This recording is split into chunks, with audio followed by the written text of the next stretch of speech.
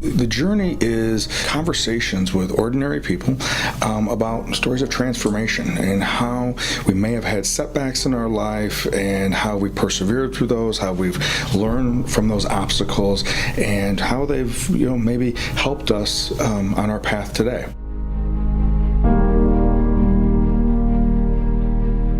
So Dan Klarer, welcome to The Journey. And I'm glad to be here. So just let me share a little bit about what The Journey is. The Journey is essentially an opportunity for us to have conversation about individuals who either throughout their life, maybe they've had some setbacks, and how did they persevere through those setbacks?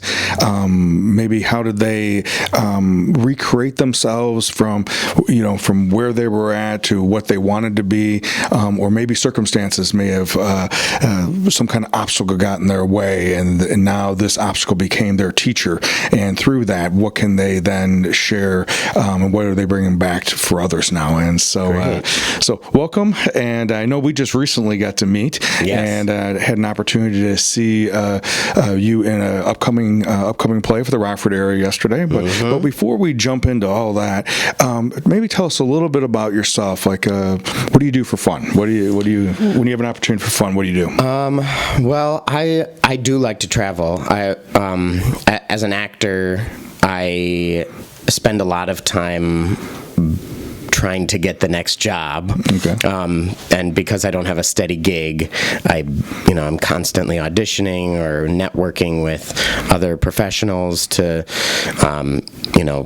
hopefully get into a company or, work with the next person or find people I want to tell stories with. Sure. And then when I don't have a job, I utilize that time to do anything else. If I can travel, I go to New York a couple times a year, and I don't always even see shows. I go out to visit friends, or I'll go out and visit. I have family in the Seattle area, and go wherever my friends are, or adventure out in the world. Okay. So now, where are you from? I'm from Wisconsin. I'm from Mount Horeb, Wisconsin, just west of Madison, small town. Yep, I know exactly where it's at. Yep. They have a restaurant bar. The Ugly Troll? The Grumpy Troll. Grumpy Troll. Yes. Grumpy Troll. Yep. I grew up there. I went to high school there, and then I went up to Stevens Point for my undergrad. Okay.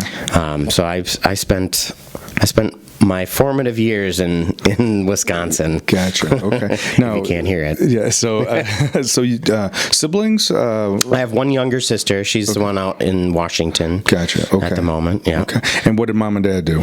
My mom was a hairstylist. Okay. She cut hair my entire life, basically.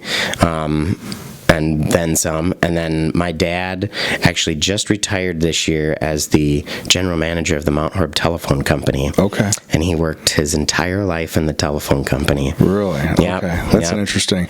You don't hear a lot of times today about individuals that a lifelong career, exactly. Right? Yeah. He started the same company. Yeah. He started at 19, just out of high school, digging ditches and putting in phone poles, and kind of worked his way up. Did some accounting, and has been on every board there is to have in the telephone association. Okay, all right. So that was I think he's very, very happy to be finished. But that must be just a fascinating. He must have such a fascinating perspective about what's gone on with the telephone industry. It is really interesting because I grew up with a dad who was always in an office, right? And he was in meetings, and he was working a lot, but he was always there for us.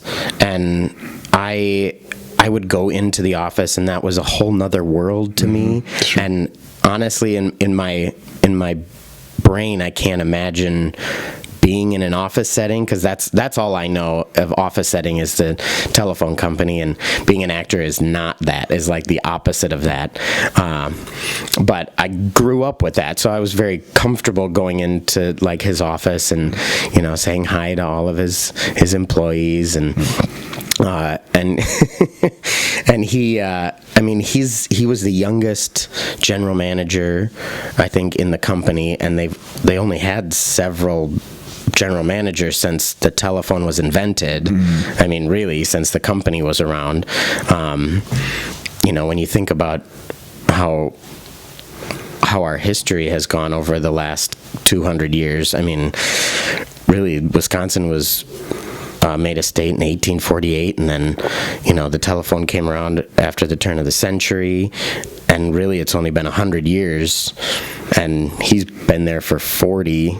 So, I mean, there's not much room, but we've gone so far just in that small amount of time. So he's seen like the entire revolution of, from regular old dial tone, and an operator-driven problem. And now they don't even really do much telephone. I mean, it's really more. I think they actually officially changed the name to Mount Horeb Telecom because they do cable and internet. Pretty much more than anything. And people still have landlines. I mean, people will always have landlines, offices, businesses, stuff like that. But yeah, it's a brave new world. Exactly. Well, and I think that has been in some companies adapted with those changes and then transformed themselves as the times have changed and technology changes, and then some refuse to. And companies like Kodak and don't exist anymore because and I've just heard this the other day that Kodak was one of the companies that first came up with the digital photography. But they continue to invest in film and the portable film, and they ended up going filing for bankruptcy and couldn't sustain. Which is it's those things like old telephones and being in a dark room and actually developing film is such a nostalgic kind of coveted memory of ours, and we see it in film and television all the time, and so it's still around, and especially photographers love developing film, and there's an art to that, and which I truly think you can really find an art in all of your work and wherever you are. And it's all very different. So that I always think that's the idealistic kind of like, oh, I'm a photographer and I get to, dip the photographs and hang them up, and you see that in movies and TV all the time. So what did your sister do out in Washington? She actually just graduated. She just passed her presentation and exams for her grad program. She has been out there working with, I'm gonna screw this up, I know I am, but it always goes over my head. She's the smart one. She works with plant DNA and researches different varietals and things with crossbreeding, and researches diseases and how crops are affected, and so I essentially I think that's a government job. I think she actually gets paid. She works for a lab, and then that's run by the government, but she works through a university. I see. So she just finished she was also doing grad school on top of that. And I think it's a master's in science something. I don't know what the exact title is, but we're very proud of her. Yes, I got you.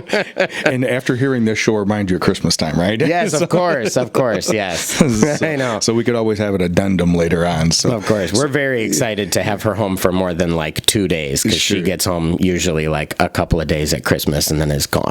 Wow. But it sounds like that in its own self would be a fascinating, some of the conversations that she'd be having about some of the work she's doing. Yeah, she's in many ways the opposite of me. I'm very much an extrovert, and she's quite calm and collected, and a little more like my dad. I'm more like my mom in some ways. I mean, we have a lovely balance between the two of us, but she's like, I don't want to talk about work. Interesting. So how did you get into acting? When did that start, and why? When and why? Going way back, I mean, anytime I had an opportunity in school, from very young, I mean, I remember being at my grandma's house and like creating like a paper bag lion costume for the Lion and the Mouse in like kindergarten, and there'd be a judge and jury play, scene that we had to do, or anytime we had to do a project where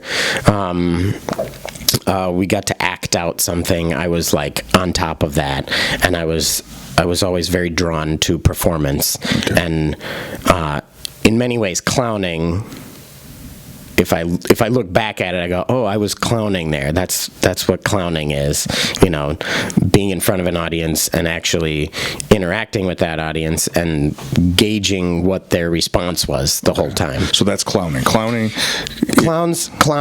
Traditional clowning, I mean, there's lots of different types of clowning, but traditional clowning is, a clown is always in a state of failure, generally, and also in a state of discovery. Mm-hmm. So they're always looking for, they have a task generally to do, but then they're eliciting a response, and then they react to that response. Mm-hmm. And normally they react to that response over and over again, because if they get a laugh, then they're going to try to get that laugh again. And if it doesn't happen, oh my gosh, they failed. Mm-hmm.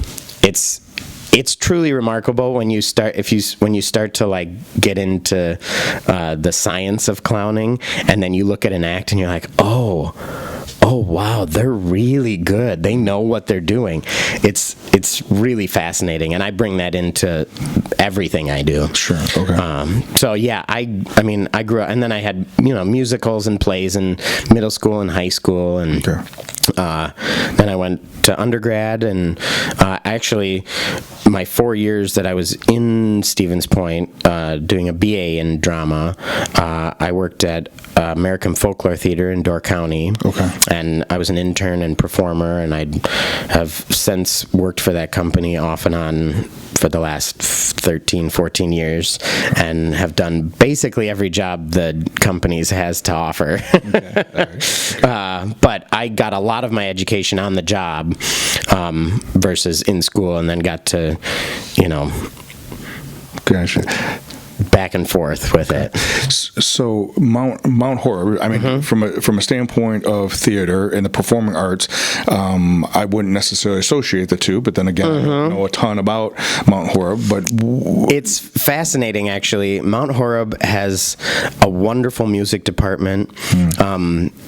Throughout the years, they've very much had a focus on drama as an extracurricular, but there have been the folks that started American Folklore Theater are actually from Mount Horeb as well. Oh, okay. So there's a long line of successful actors and theater practitioners that have come out of that small little town. Interesting. Okay. People always say there's something in the water, but I think it's honestly just the nurturing quality of the community. And there was I worked, like many of my predecessors, worked for the Cave of the Mounds. Okay. A national natural landmark. Yes, I've been there. Yep. And so I was a tour guide, and my dad was a tour guide. I had my grandma was a tour guide. My aunts and I had aunts and uncles and cousins, and basically anybody who was into theater had a job at some point or another at the Cave. So that was like, you either worked at the grocery store, or you worked at the Cave of the Mounds. So that was always really fun. Interesting. Okay. Mm-hmm. So now, is that because of the playoffs in Door County? Is that how you get influenced to go to Stevens Point? No, I did not audition for a lot of schools, actually. I only auditioned for DePaul and Stevens Point. Okay. Of all places. I don't know why. Okay. Those were my choices. I went, I'm going to go big in Chicago, or I'm going to go state school. And I researched a lot of the programs, and Stevens Point had, at that point, and I think still does have one of the best theater programs in the state. Okay. And I didn't get into the program right away, and I auditioned a couple of times, but they gave me BA status to get access to classes, and I kind of, which has been my career essentially, but I've sort of worked around not just being an actor, but I also did costume design and construction, and I did stage combat and movement and voice and a lot of technical areas of acting. And wasn't on stage a lot, but I was learning my craft and sort of becoming a jack of all trades, which has helped me immensely in my career because I'm much more marketable that way. Sure. You know. Now, is that when you're in between shows and working for different theater companies, is that part of what you end up doing to generate some revenue? Yes. Well, not so much anymore. I have the lucky fortune of being pretty steadily employed right now as an actor over the last couple of years since grad school, and but in past years I have taught stage combat workshops. I've done costuming work for companies. I've stage managed and assistant stage managed, and done all manner of things, theater, just to be in the theater and work with those people. Well, and the reason why I asked that is my daughter started getting involved with theater when she was 8. Oh, great! Yeah, so and for her it was musicals. So and it was mostly the singing, and then later the dancing, and then the acting, of course, became part of it. And so, as you can just imagine, that's every time it was a Christian Youth Theater was the organization that she was involved with initially, and then she was involved with a couple different theater companies, including Rock Valley's Starlight Theater. Great, yeah. And so then watching a lot of talented individuals throughout those years, not only in the Chicagoland area, she did a show for Green Line Production. Does that sound right? Okay, Green Room Productions. Green Room Productions. And so an opportunity to see not only in the Rockford area, but then also in the Chicagoland area. But there's always these dreams, right? And of going to, because it was mostly musicals, and it was going to Broadway or going to wherever. And I know for me, as a professional social worker, there was this element of, but we got to have more in the toolkit than just definitely. one thing. And that's why I was curious, as someone who makes his career is in the theater, there's more than one way for you to be involved, but you're always learning as an actor. Oh, definitely. I mean, there's every show I do, every new person I work with has something else to bring to the table, and I'm constantly going, ooh, yeah. I mean, you talk about, there's the cliche of all actors steal from better actor, whatever the cliche is. Yeah, nothing's original. Right, nothing's original, and you're always stealing from the best, and I think that's totally true. There's things in shows that I've done that I've seen before where I go, oh no, I really like that bit, actually really works really well, and I know why that works. And something that I think doesn't work, I would maybe look at and I go, oh no, and work it out to see what actually works on stage versus not. And sometimes somebody hits gold and you're like, that's perfect. I'm gonna keep that because that works really well for this line or bit or show. Or, but yeah, being a well-rounded actor, and by well-rounded actor, that's not just voice, movement, dance, but knowing what's going on with lighting and knowing what's going on with sound and all, the stage hand, from the stage hands to the janitors to the designers. You don't go into a job without knowing. A cook, a professional chef, doesn't go in without knowing how to bus tables and all of the things in between. Sure. Because then you don't have an appreciation for it, right? And as a child, I many times thought about theater, and people would always be like, oh, well, isn't Broadway the dream? Don't you want to be on Broadway? Oh, you're going to be on Broadway someday. Sure. And I learned very early on that I was like, no, I don't think that's what I want, because I don't want to I wasn't necessarily wanting to be a Broadway musical actor, which is sort of what everyone has in their brain as a picture of what an actor in New York is they're in Chorus Line on Broadway, or they're in Wicked, or whatever. There are shows on Broadway now that I go, ooh, no, I would actually be really good for that show, but it's on an individual basis,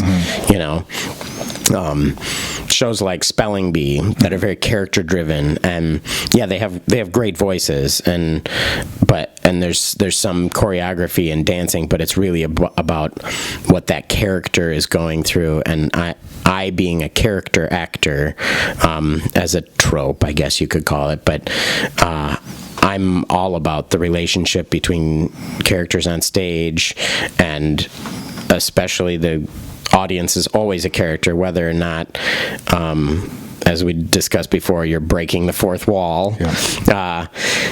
So it's always interesting to me when kids are growing up doing theater, which is, I think, an essential thing in their education, because it is, in many ways, like sports. It's team building, it's ensemble building. You're learning how to fail constantly. Clowning is like that, but also theater, improv. You're always doing something that maybe doesn't work right away, and then you figure it out. That's how you learn, right? Yeah.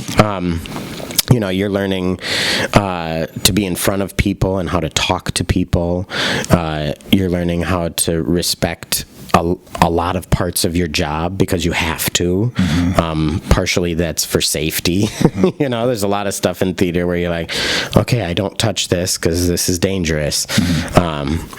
So, whenever someone says they're just an actor, or you hear of someone who you think is just an actor, they're generally not. Yeah. They have to do a lot of stuff. Yeah. Well, and I think you make a great point. And I was talking with Richard Jester, the director, and I was telling him a little bit about in the last couple of years for the suicide prevention, Shed Our Silence that I started 4 years ago. In the last 2 years, to looking for not just education and awareness, but also looking for platforms for solutions. And so the last 2 years, our focus has been how to use the arts as well as athletics to be platforms for transformation, for developing resiliency, and everything you just talked about. This idea of, yes, we're gonna, where you're at from even trying out for a part and making or not making it, but even from that standpoint to the last show of that particular run, there's so much development. Oh, yeah. And no matter who you think you are. And it's different every time. Every time. Yeah.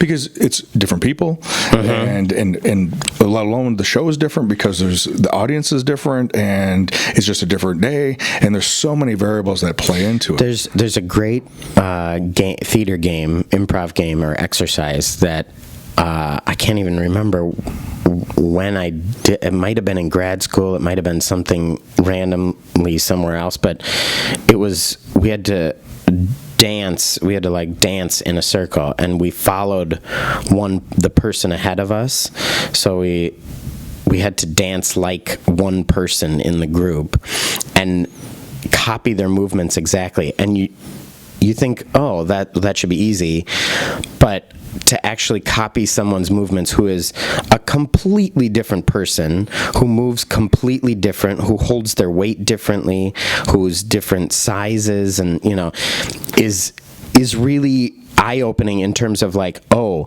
that person has a completely different perspective on what it is and how it is to move, and same with voice. There's a lot of techniques out there that there's the standard, let's work on your voice, but where does your voice go?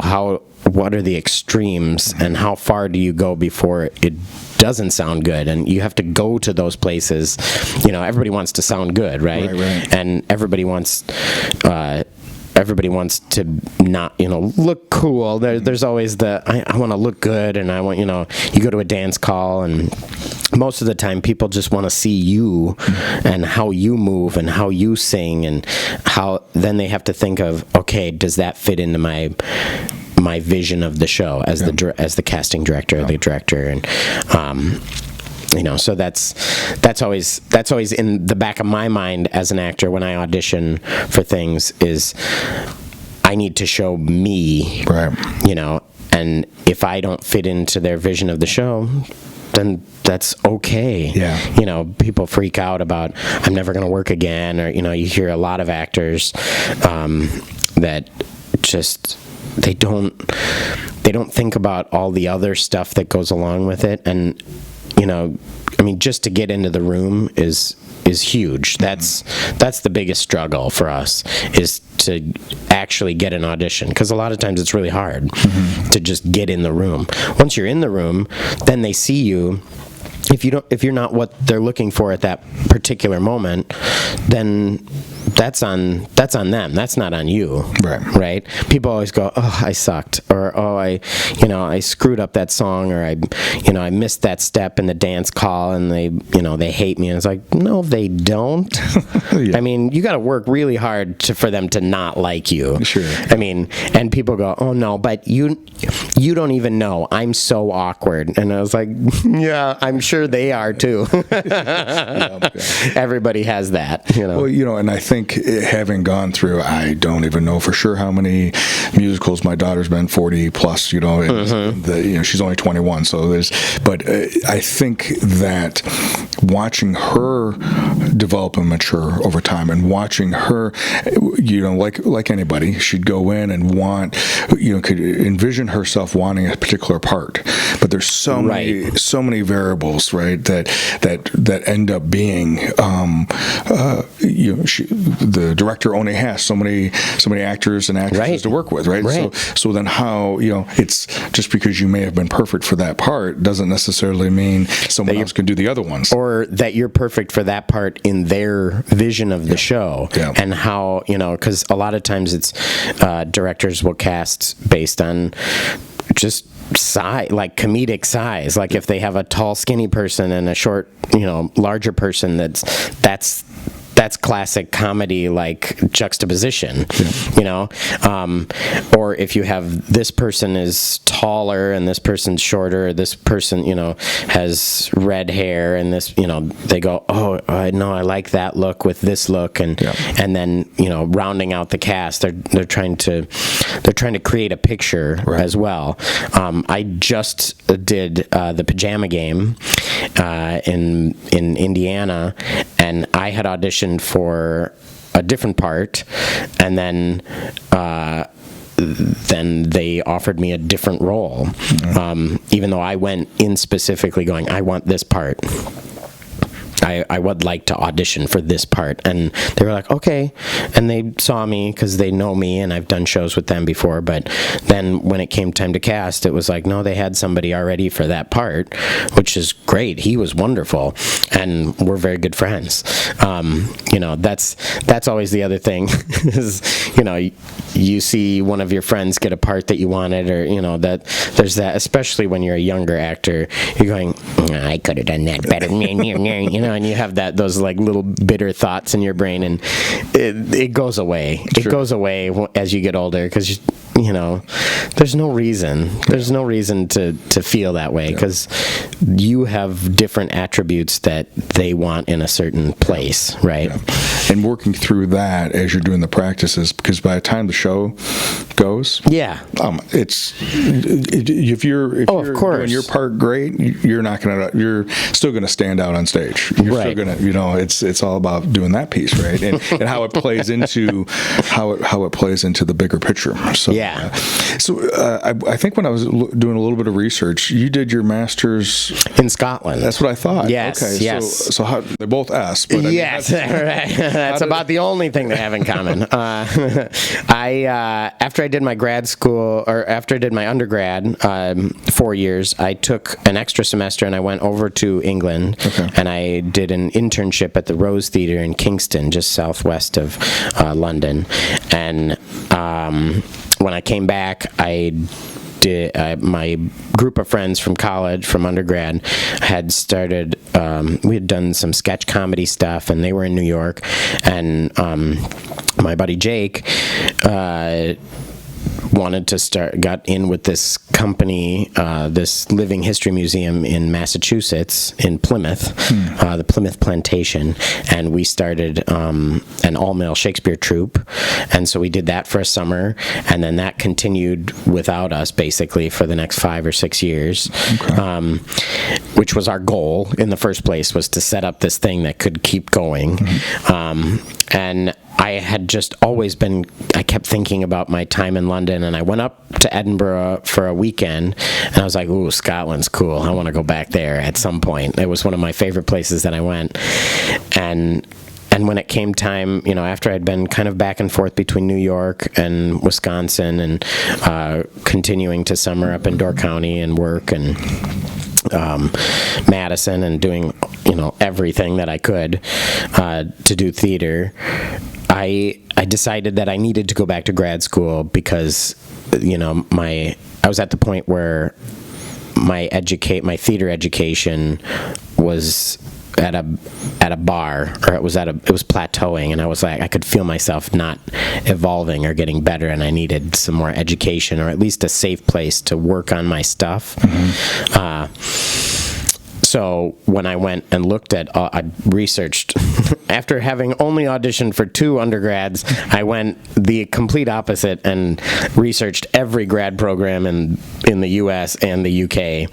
And my friend Amy had gone to the Royal Conservatoire in Scotland about 4 or 5 years earlier than me, and she highly recommended it. She had a great time, and she learned a lot, and she said, Dan, I think this is a good program for you. I think it would be a good fit.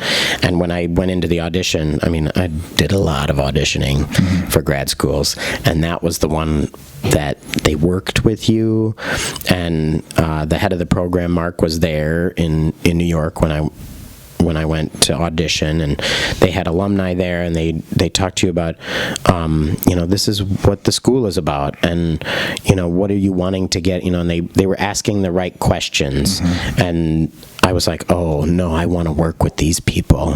These are the people that are going to, help further my education. This is a nurturing, ensemble building thing, which I was all about that. New works, classical works, clowning, and all this stuff, and they had all these it was very workshop based, very practical, and it was only a 1 year, it was a full year program, so I wasn't out of the system in the US for more than a year, which is always a big deal. You leave a city that you've started to get ingrained in, which I didn't really have at that point. I was sort of a vagabond anyway, and the most theatrical home or creative home I had was Door County, but Door County will always be there, and I love going back there, and whenever I can get a job there, I take it because it's great. Sure. It does feel like home to me. But then going to grad school I needed to work on my vulnerability, and I wanted to work on, everyone has their shtick as an actor, and I could feel myself falling back on my shtick way too easily, and my own instincts, and you see a lot of actors that he does the same thing in every show, and it's because that's your go-to of, okay, I can do this because it's easy, or I'm good at this. And I wanted to go to grad school to go, okay, that's a tool. I have my go-tos, but I want to be able to choose to use them when I really need to, and not just rely on them. So that was eye-opening. It was a hard course. It was a lot. We did a lot. But now now that I'm back and I sort of set up shop in Chicago, it's really, I'm still learning things and understanding things that I learned in school that I went, oh, that's what that is. Okay. You were just talking about that you were aware of that you had to work on your vulnerability. So what do you mean by that? To be vulnerable on stage is truly one of the hardest things, to be truly vulnerable on stage. And you see it in actors that are really honest. When you see an honest actor, or when someone describes an actor as an honest actor, that it's that they're showing you their true self. They're showing you their true feelings in the moment. And we as humans, it's natural for us to not be vulnerable, to not show our vulnerability. And that doesn't just mean crying on stage. People can cry on stage like nobody's business. Anybody can cry on stage. But it's the act of truly getting to a place where you are in the moment and you're trying to fight that vulnerability, but you have to be able to get there to fight it. Mm-hmm. That's something that I'm going to continue to work on. I certainly just didn't learn vulnerability in a year. That would be ridiculous. Sure, right. But it set me on the path. Mm-hmm. On the journey, as it were. Very good. Thank you. Yeah. And I, every show that I do, I'm looking to increase that knowledge of vulnerability. And I think a show like Every Brilliant Thing especially really helps with that, because of the nature of the material, but also because of the nature of the show and it being a one-person show. And I've done one-person shows before, and I've done shows where I've had to direct address the audience and really share my heart on my sleeve. And that, every show, every little character, or sometimes it's just a line or a look. It's a stage direction that's the hardest part of the show right there. That little, blip. Mm-hmm. And if I can work that, if I can get that to a place that I'm comfortable with, and then go further, then I'm doing my job. Mm-hmm. Well, yesterday, I had an opportunity to. Now, was that your first practice in front of an audience yesterday? Yes, that was yeah. We're only a week and a couple of days in, so. Okay. So the upcoming play at Artist Ensemble at the Cheek Theater at Rockford University is going to be Every Brilliant Thing, and as I was getting prepared for yesterday, I did a little bit of research, and so I knew some things about it. But why don't you tell us a little bit about what the play's about, what the show's about, and what the message is? Well, it's a one-person show, and it's about this character, which it states in the script. It can be played by a person of any gender, of any race, of any age, as long as you're sort of over, your mid to late 20s. And it's about this person, for me, a boy, that basically when they're 7, their mother is depressed, and they start to help their mom as a 7-year-old by creating this list of every brilliant thing in the world. And, as a 7-year-old, they start simple: ice cream, roller coasters, the color yellow, and then they increasingly get more specific as he goes through life, and he keeps revisiting the list and forgetting about it, and then rediscovering it, and how the list helps him throughout his life.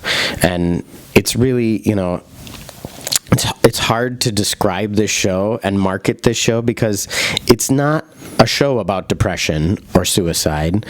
It deals with those issues, I think, in a very intelligent and clever way. But it's really more about hope and the human condition, and how we can help each other, and how one person can help themselves. And it's extremely funny. It's one of the funniest plays I think I've ever gotten to do. You know, there's a lot of clowning I get to do, Sure. and just and not like red-nosed clowning, but like I'm talking to the audience the whole show. It's just me and the audience. That's the other player. And there is a bit of audience participation, but it's the easiest thing in the world, really. Yeah. I set everyone up for success, and that's something that is really hard to get into people's brains because they don't like audience participation. They hear anything about that, and they go, oh, no, I can't do that. I'm not going to do that. And within the first minute of the show opening, I can feel the audience relax and go, oh, that's what this is. Okay, I can do this. Yeah. This is great. No, I want to do it. And then you feel them want to be part of the story as you keep going. You know, as I keep going, people want to shout out their items. People get items of the list, and you know, whatever number is called out throughout the show, then they read off what's on their little slip. And it's great. It's so great to see the audience like lean into it, and you know, this story is so compelling. This person's life is really interesting, and it's everyone's story. There's something in this story that everyone has dealt with. You know, we all have loved ones, or we ourselves have dealt with depression. And it's how we deal with that and how we get better, you know. Yeah, I agree with you.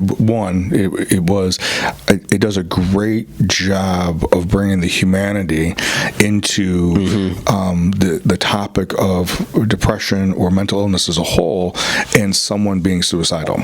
You know, in this particular case, his mom is suicidal, and that is his whole desire, right? Is to have her see another side, right? Of if you could just see that ice cream is so great, if you could just see and go on a roller coaster with me, which is so sweet and endearing as a 7-year-old. Like that's, you know, and that's one of my favorite things about the show is that you see his perspective. You know, his drive stays the same, and in many cases gets bigger and bigger and better. But the idea of the list, you know, gets more specific, and you know, all these things that are really truly brilliant. I mean, there's stuff in there like the audience is always like, oh, that's a good one. Yeah. Oh, that's a good one.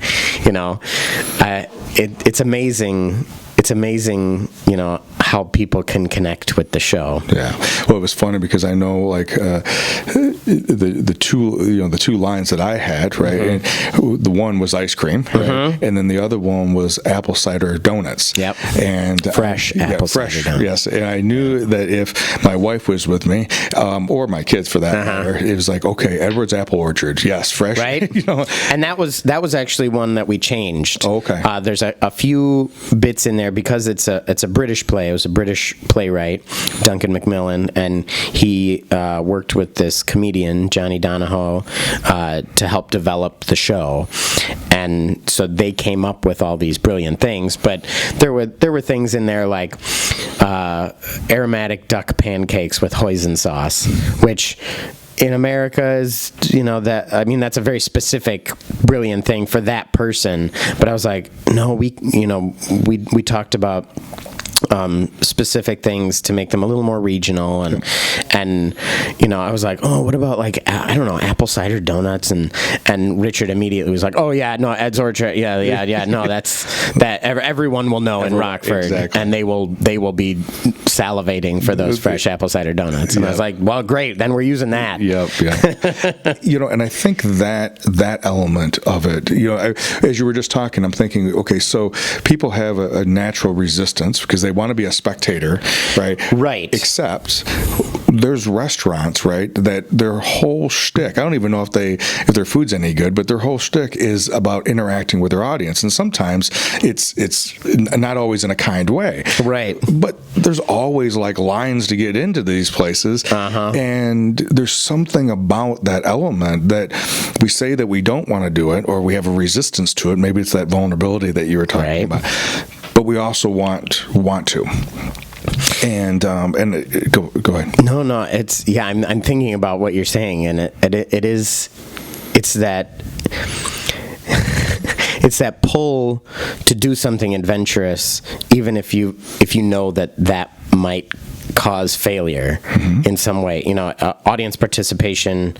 I mean, even I, sometimes go, ooh, audience participation, and I'm an actor, and I'm really good in those situations, and I'm in many ways like, for the performer or the person that is dealing, and giving out this audience participation, like I always pride myself as being a very good customer, because I try to connect with my server, and my friends always make fun of me because whenever I order, I'm like, and I would like and I'm like articulating everything so they hear everything, sure. And I try to learn their name, and sure. Just be a human. I just want to be a human with people, and sometimes I come off a bit alien, which is funny to me, and definitely my friends.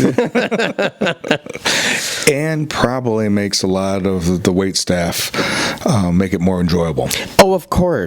I mean, I've had food service jobs my entire theater my career, because as an actor, I didn't get in for it, for the money, and I still don't believe that. I want to tell stories. I'm a storyteller, and I'm a theater maker.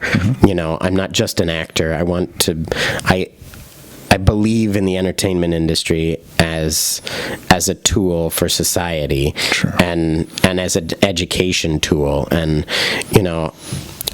I have umpteen stories about audience members connecting with me after the show, about something that was in the show, or something I did that, or just the show in general, that it made them laugh, and they hadn't laughed in a long time because of so and so, and whatever situation that they're in, and they just you see and hear the thankfulness.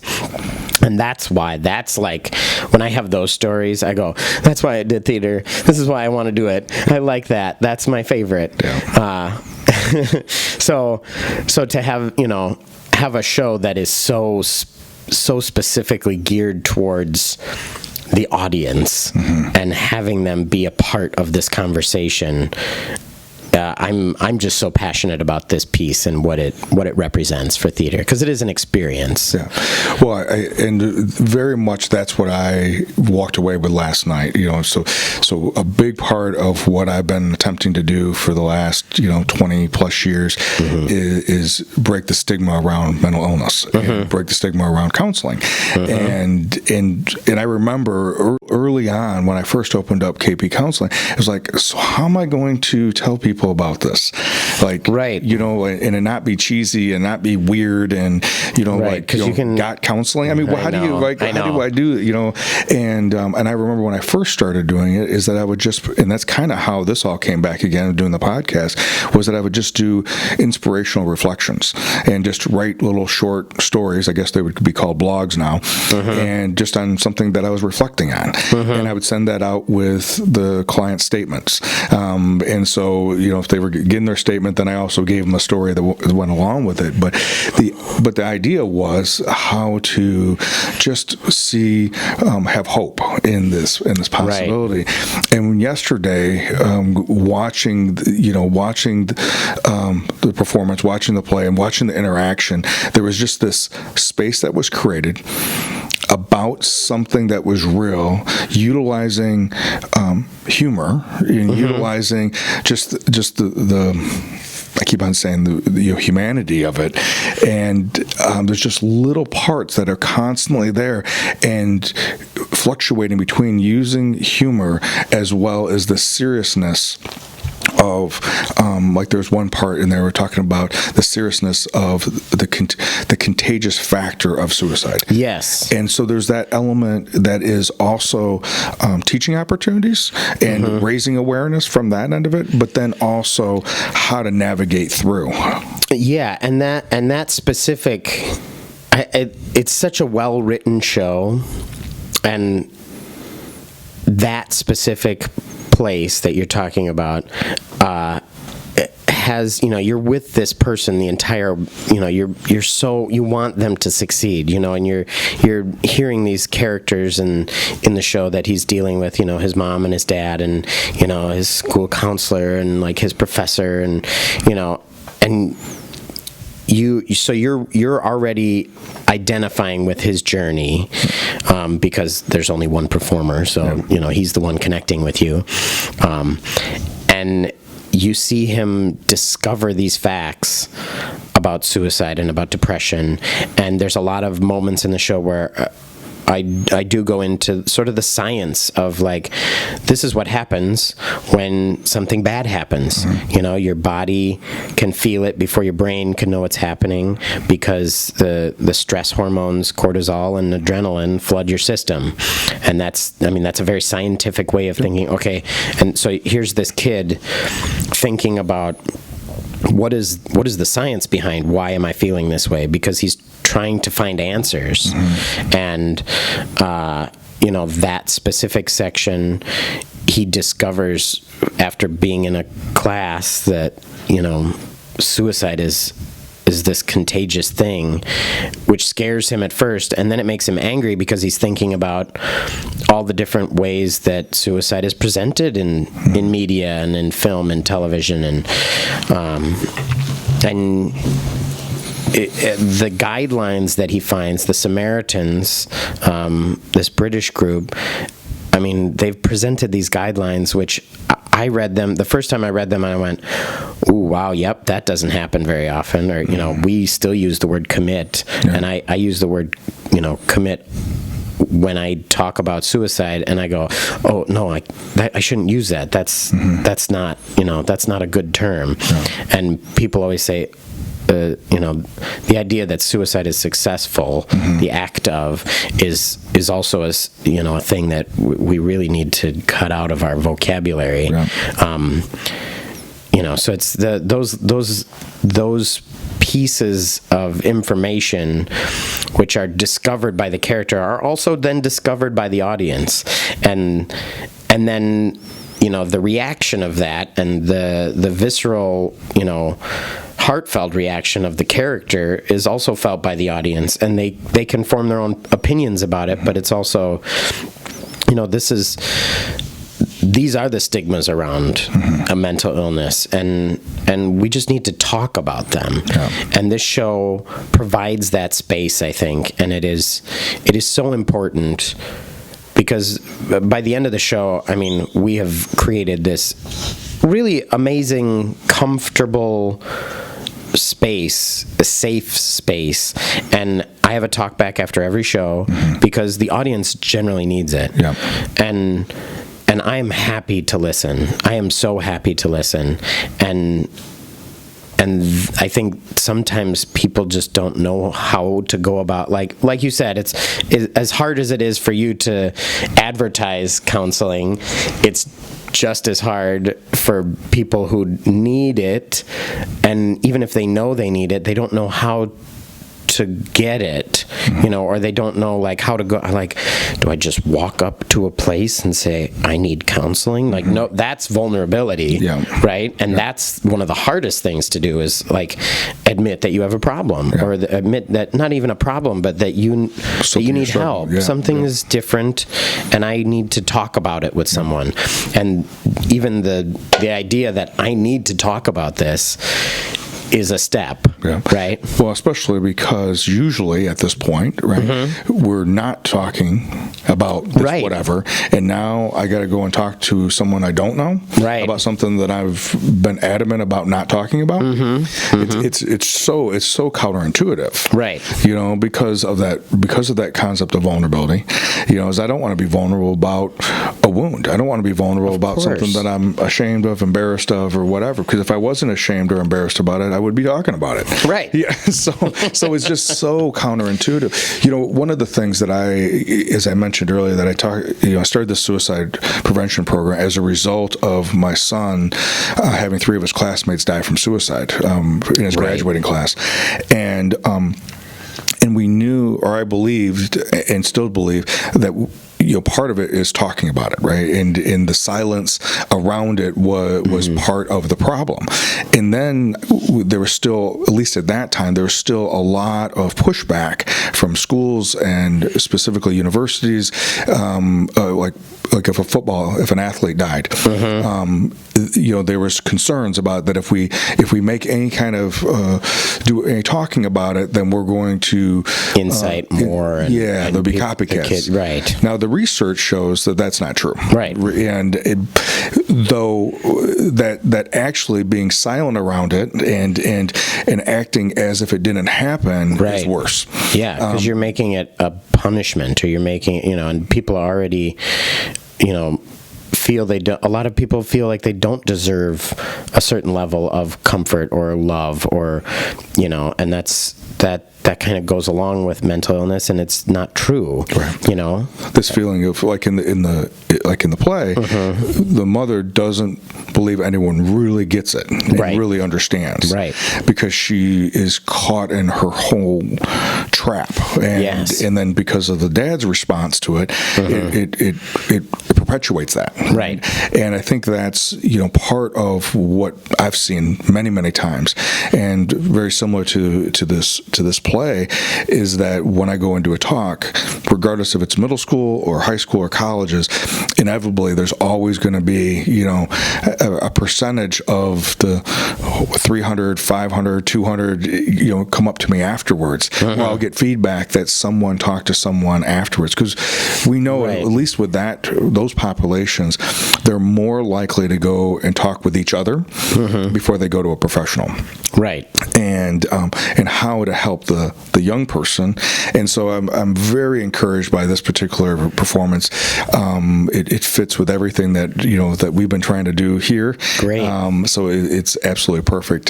So it's the name of the show is Every Brilliant Thing, and the performances are December 5th through the 15th at Cheek Theater. Yep. Thursday through Sunday, 2 shows on Saturday. Yeah. So I'm really hoping that everyone takes the opportunity, and I think, and again, just to stress again, that yes, we're getting ready for the holiday season, getting ready for Christmas, and this by no means is a downer of a show. So funny. It's such a fun show.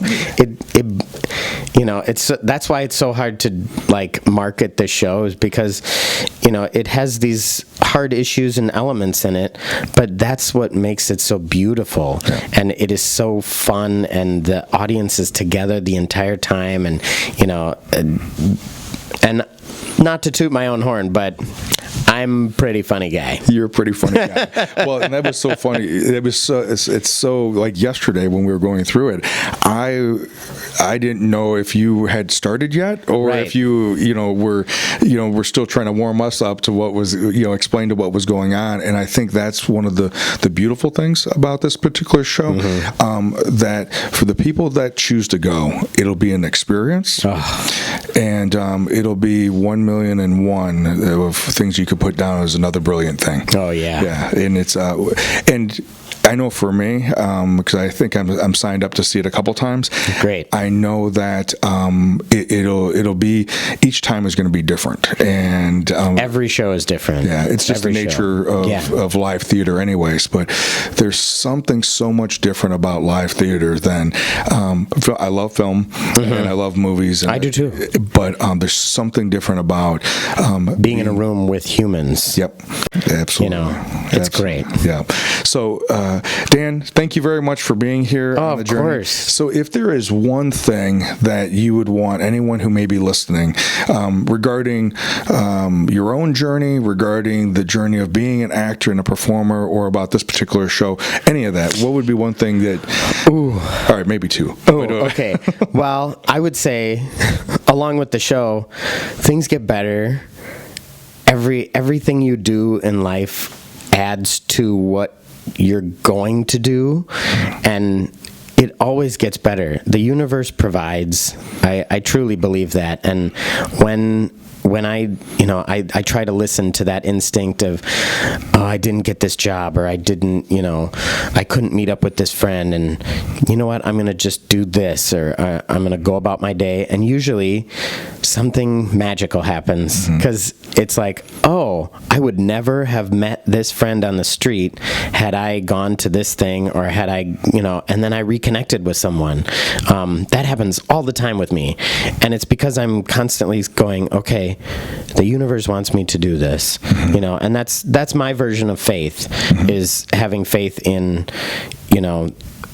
just life, the life experience of humans, and how we just have to say yes and know that our journey is going to continue, and it's going to be really interesting, and be open to that. Yeah. We talked about this topic of depression and have mindsets about that darkness of suicide. And I think that is essence of what the character, the 7-year-old, is trying to say about making this list about brilliant things, is being open to those things. And if you are open to those things and allow you to resist the darkness and to experience those things, more and more light is going to shine. Right. And knowing that also the darkness is part of you, and it's okay.